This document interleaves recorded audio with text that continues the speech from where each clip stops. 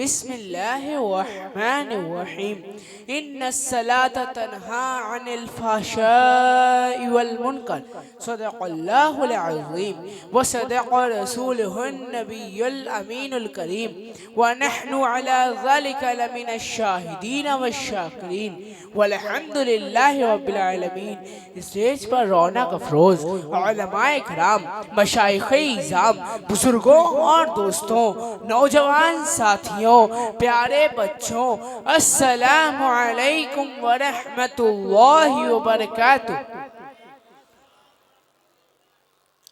आइए सबसे पहले इंतहाई खुलूस व मोहब्बत के साथ गुंबदे खजरा की जानिब लो लगाकर भीख देने वाले आका, गरीबों के दाता, हुजूर पुन्नूर सरकार मोहम्मद मुस्तफ़ा सल्लल्लाहु तआला अलैहि वसल्लम की बारगाह में दुरूद शरीफ का नजराना पेश करें। पढ़ें बाआवाज़े बुलंद, अल्लाहुम्मा सल्लि अला शफ़ीइना व हबीबना व मौलाना मुहम्मदिन व बारिक व सल्लिम सल्लु अलैहि सलातन व सलामन अलैका या रसूलल्लाह सल्लल्लाहु तआला अलैहि वसल्लम। अल्लाह के हुजूर में सर को झुका के देख, अल्लाह के हुजूर में सर को झुका के देख, मिलता है क्या नमाज में सजदे में जाके देख, मिलता है क्या नमाज में सजदे में जाके देख। वो खुश नसीब है जिसे मंजूर है नमाज, वो खुश नसीब है जिसे मंजूर है नमाज। मोमिन की पाक रूह का एक नूर है नमाज, मोमिन की पाक रूह का एक नूर है नमाज। शैतान की पहुँच से बहुत दूर है नमाज, शैतान की पहुँच से बहुत दूर है नमाज। दिल को खुदा की याद का मस्कन बना के देख, दिल को खुदा की याद का मस्कन बना के देख। बरकत हजार साथ में लाती है ये नमाज, बरकत हजार साथ में लाती है ये नमाज। जलवा खुदा का साथ दिखाती है ये नमाज, जलवा खुदा का साथ दिखाती है ये नमाज। बंदे को अपने रब से मिलाती है ये नमाज, बंदे को अपने रब से मिलाती है ये नमाज। मिलना है गर खुदा से मुसल्ला बिछा के देख, मिलना है गर खुदा से मुसल्ला बिछा के देख। मुनकर नकीर कब्र में पूछेंगे जब हिसाब, मुनकर नकीर कब्र में पूछेंगे जब हिसाब। देगी नमाज खुद ही नमाजी का हर जवाब, देगी नमाज खुद ही नमाजी का हर जवाब। आप लोग एक मर्तबा दुरूद शरीफ का नजराना पेश करें।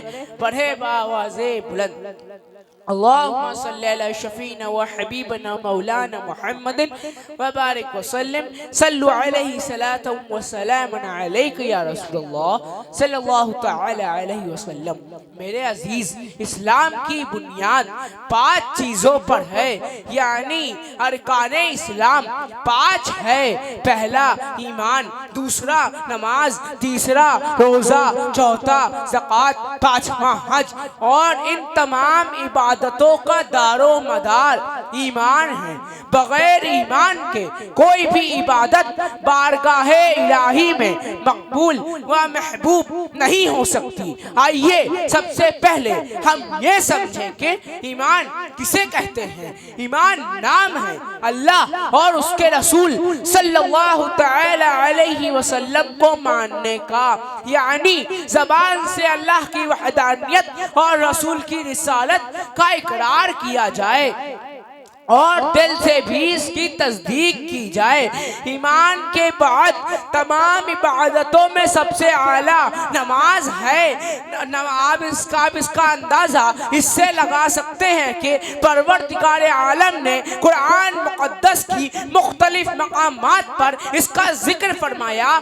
कहीं इरशाद फरमाया व अकीमुस्सलाता, नमाज कायम रखो। कहीं इरशाद फरमाया इन्नस्सलाता तन्हा अनिल फ़ाहशाइ वल मुनकर, बेशक नमाज तमाम बेहयाई और बुरी बातों से रोक देती है।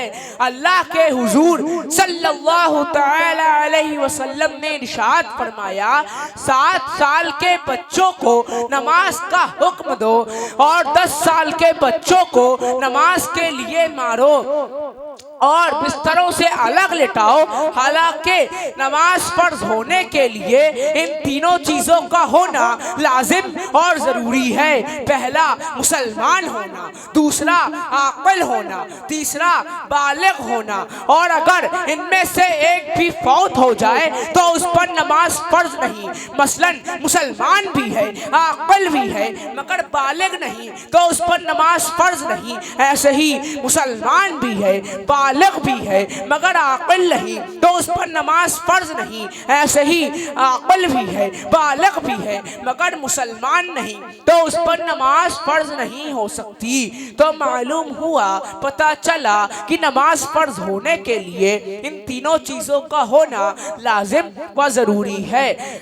मगर रहमत आलम सल्लल्लाहु तआला अलैहि वसल्लम 7 साल के बच्चों को नमाज का हुक्म दे रहे हैं और 10 साल के बच्चों को नमाज पढ़ाने के लिए मारने का हुक्म दे रहे हैं। मकसद ये है कि बचपन ही से बच्चों के अंदर नमाज का शौक पैदा हो जाए, नमाज पढ़ने का तौर तरीका मालूम हो जाए, ताकि बड़ा होते ही, बालिग होते ही नमाज पढ़ने का आदी हो जाए और नमाज का पक्का पाबंद हो जाए। इस पर शायर फरमा रहे हैं, मौला से अपने मिलता है बंदा नमाज में, मौला से अपने मिलता है बंदा नमाज में, उठ जाता है जुदाई का पर्दा नमाज में, उठ जाता है जुदाई का पर्दा नमाज में। मौला में और बंदे में रहता नहीं हिजाब, मौला में और बंदे में रहता नहीं हिजाब, बेपर्दा जलिए मौला नमाज में, बेपर्दा जलिए मौला नमाज में। आप लोग एक मर्तबा दुरूद शरीफ का नजराना पेश करें, पढ़ें बावाज़े बुलंद, अल्लाहुम्मा सल्ली अला शफीना व हबीबना व मौलाना मुहम्मदिन व बारिक व सल्लिम, सल्लु अलैहि सलातुम व सलामुन अलैका या रसूलल्लाह सल्लल्लाहु तआला अलैहि वसल्लम। मेरे अजीज, नमाज हुक्म इलाही है, नमाज सुन्नत मुस्तफ़ा है, नमाज जाने इबादत है, नमाज शान रियाजत है, नमाज बाइज़े खैर व बरकत है, नमाज दलील शरियत है, नमाज ज़रिए शिफात है, नमाज मोहब्बत रसूल की अलामत है, नमाज पेशान मोमिन की जीनत है, नमाज पाकीज़गी की पहचान है, नमाज क़ल्ब मोमिन की तहरत है, नमाज मिफ्ताह जन्नत है, नमाज इमादुद्दीन है, नमाज मिराजुल मोमिनीन है। बल्कि यूँ कह लिया जाए कि नमाज सलेमान है और असल दीन है। आप लोग एक मर्तबा दुरूद शरीफ का नजराना पेश करें, पढ़ें बावाज़े बुलंद, अल्लाहुम्मा सल्ली अला शफीना व हबीबना मौलाना मुहम्मदिन व बारिक व सल्लिम, सल्लु अलैहि सलातुम व सलामुन अलैका या रसूलल्लाह सल्लल्लाहु तआला अलैहि वसल्लम। मेरे अजीज, आज हम जिस दौर से गुजर रहे हैं यकीनन बड़ा पुरशोभ और बड़ा पुरफतन दौर है। आज लोग उखरवी जिंदगी को संवारने के बजाय दुनियावी जिंदगी को आरास्ता करने में लगे हुए हैं। दुनिया में हर एक दूसरे पर सबकत ले जाने की कोशिश में है। कुछ लोग कहते हैं कि मोटरसाइकिल पे चलना कामयाबी की दलील है, कोई कार और मारुति रखने को कामयाबी की दलील समझ रहा है, कोई हवाई जहाज पे सफर करने को कामयाबी की दलील समझ रहा है, कोई बड़ी बिल्डिंग की तामीर करने को कामयाबी का जीना समझ रहा है, कोई सोना व चांदी इकट्ठा करना कामयाबी का रास्ता समझ रहा है, कोई जमीन जायदाद को खरीदना कामयाबी समझ रहा है। मगर मेरे दोस्तों, ये मस्कूरा चीजें कभी भी कामयाबी की दलील नहीं बन सकती, बल्कि झोपड़ी में रहकर खुदा को याद करने वाला कामयाब है। प्यारे आका हुजूर मोहम्मद मुस्तफ़ा सल्लल्लाहु तआला अलैहि वसल्लम की प्यारी सुन्नतों पर अमल करने वाला कामयाब है। गुनाहों को याद करके आंसू बहाने वाला कामयाब है। सगीरा व कबीरा गुनाहों से बचने का नाम कामयाबी है। अजान सुनते ही मस्जिद में आने का नाम कामयाबी है। जमात का एहतमाम करने का नाम कामयाबी है। बुग़्ज़ व हसद से दिल को पाक रखने का नाम कामयाबी है। हराम चीज़ों से इज्तनाब करने का नाम कामयाबी है। गरीबों की मदद करने का नाम कामयाबी है। मुफलिसों और नादारों को खाना खिलाने का नाम कामयाबी है। अगर बड़े बड़े महल्लात में रहना कामयाबी की दलील होती तो फिरऔन सबसे बड़ा कामयाब होता। बादशाहियत अगर कामयाबी की दलील होती तो नमरूद को सबसे बड़ा कामयाब होना चाहिए था। नरम नरम बिस्तरों पर सोना अगर कामयाबी की दलील होती तो उमैया बिन खल्फ सबसे बड़ा कामयाब होता। सोना व चांदी इकट्ठा करना अगर कामयाबी की दलील होती तो कारून को सबसे बड़ा कामयाब होना चाहिए था। बुग़्ज़ व हसद की बुनियाद पर अगर कोई कामयाब हो सकता था तो अबू जहल से बड़ा दुनिया में मगरूर व मुतकब्बर कौन था। मगर खुदा गवाह है ये सब के सब नाकाम व नामुराद हुए। ना खुदा की बारगाह में इन लोगों का कोई मकाम है और ना दुनिया वालों की नज़र में इन लोगों की कोई हैसियत है, बल्कि ये सब के सब जहन्नम के ईंधन बन गए और तरह तरह के आज़ाब में मुब्तला हैं। इन लोगों के लिए दर्दनाक आज़ाब है। ये लोग जहन्नम की ऐसी वादी में डाले जाएंगे जहां तारीकी ही तारीकी होगी, गर्मी ही गर्मी होगी। मगर मेरे दोस्तों, यही हाल उन मुसलमानों का भी होगा जो नमाज को जानबूझकर छोड़ बैठे हैं।